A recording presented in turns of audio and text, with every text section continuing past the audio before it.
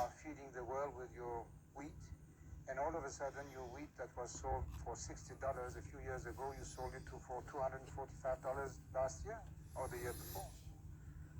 So your question, I don't think, is fair. What you're trying to say is that we are asking more for our commodities the same way that you are. Yes, exactly. And why? I don't know why you think that you are superior. We won't be pushed around. Is it perhaps countries are just not used to thinking of Iran as a major world power in any terms whatsoever, whether it's dealing about oil or whether it's talking about an army? Maybe you're right, but they will have to cope with this development soon.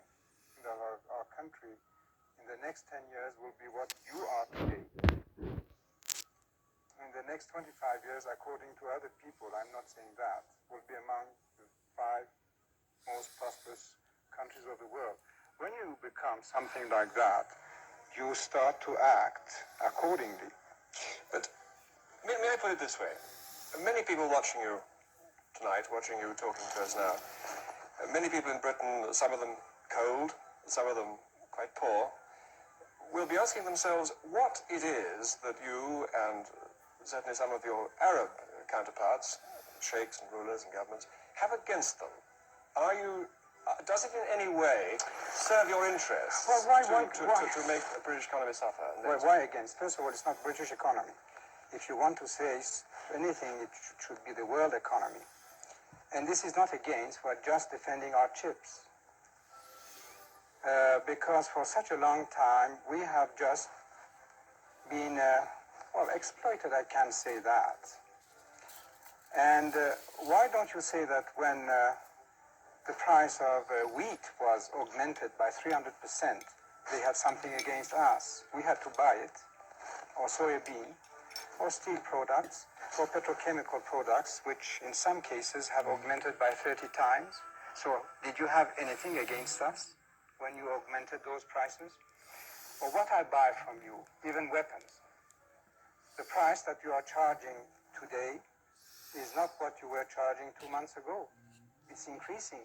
Have you something against us? And the huge sums of money piling up with the oil producers. Well, it's new to you.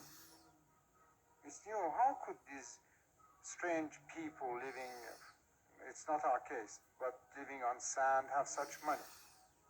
It's maybe a little shock at the beginning, but you are going to get used to it.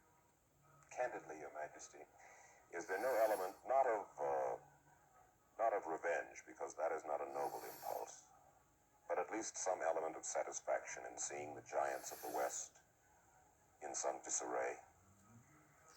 Well, no, because their disarray is,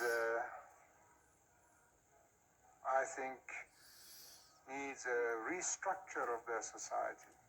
The brown-eyed peoples are teaching the blue-eyed peoples something, is that? Well, no, we are not teaching something. The blue-eyed people have to wake up. Wake up to? From the complacency for this torpor in which they put themselves by taking maybe too many sleeping pills. There are some of Your Majesty's critics who say there is a rigorous censorship in Iran. What would Your Majesty's opinion be to this? Again, what kind of censorship? If there's the daily criticism against our shortages, our weaknesses, and this and that, it's even